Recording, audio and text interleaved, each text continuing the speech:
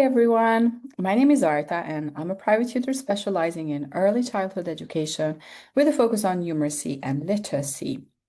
This course is all about helping you bring maths into your everyday home life with your kid. My goal is to share simple, fun, and effective activities that will help your child build strong early maths skills, but most importantly, enjoy the learning process. I truly believe that introducing math from an early age gives children a strong foundation and makes learning more natural and enjoyable as they grow. Today, I want to show you an activity that I'm sure many of you already know about it, but I'll also share a few ways to make it more interesting, perhaps a little bit more challenging if your child is ready for it. The activity is called the odd one out, which will help us with pattern recognition. Here's how it works. Start by clearly explaining the rules to your child. They will see four objects or pictures. Their job is to find the one that doesn't belong in the group. In other words, the odd one out.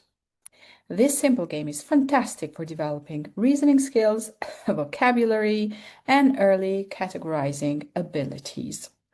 And with just a few tweaks, you can make it suitable for different ages and levels, all the way to age 7, I would say. Let's begin by showing your kid four pictures. As you can see, the first three pictures are animals, and the fourth picture is a ball. And you can just ask your child, which one do you think is the odd one out? Most of the kids will actually be able to tell the odd one out. But what's interesting is that most of them will struggle to articulate, to tell why the ball is the odd one out. And through question, through dialogue, you can help your kid realize that the first three things, so the rabbit, the hedgehog, and the squirrel, belong to one category, and they are all animals. You will see how quickly they will actually figure it out themselves. And then, if you want to make it slightly more difficult, you show them again the three same pictures, and now you add another one, which in this case, it's also an animal. So it's a bit tricky. Now we have four animals. So how do we make the distinction? Well, some kids will definitely know that octopus lives in the water, and the other three animals are land animals, and some perhaps would need a little bit of help. But the idea here is to realize that within one broad category, then we might have subcategories. In this case, we have land animals and we have water animals. And if you want to make it a bit more difficult, do this. So what do we have here? We have four different shapes, and all these shapes, in fact, can be seen as the odd one outs.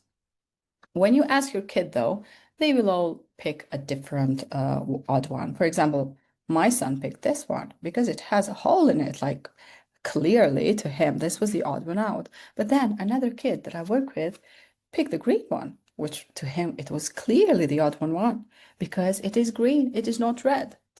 And here, actually, I hope to inspire the kids with a mathematically important idea that we need good explanations as much as correct answers. So when you do this activity with these kind of shapes, the idea is to let your kid explain why do they think the one that they've chose is the odd one out. In other words, we need not only correct statements, but also their proofs in mathematics. Odd one out is very handy for teaching children to guess regularities. Sometimes it is more convenient to use 8 pictures that can be separated into 2 equal groups according to the chosen category. And then we have something even more interesting, but quite challenging. Here are 2 sets, each containing 3 objects. One set consists of 3 red objects, the other of 3 squares. The red square is common to both. Mathematicians say that it belongs to the intersection of these sets. So you can already start introducing this idea to your kids from an early age, and imagine how easy it will be to the kids that were exposed to these kind of ideas later on with Venn diagrams and with all the intersecting categories.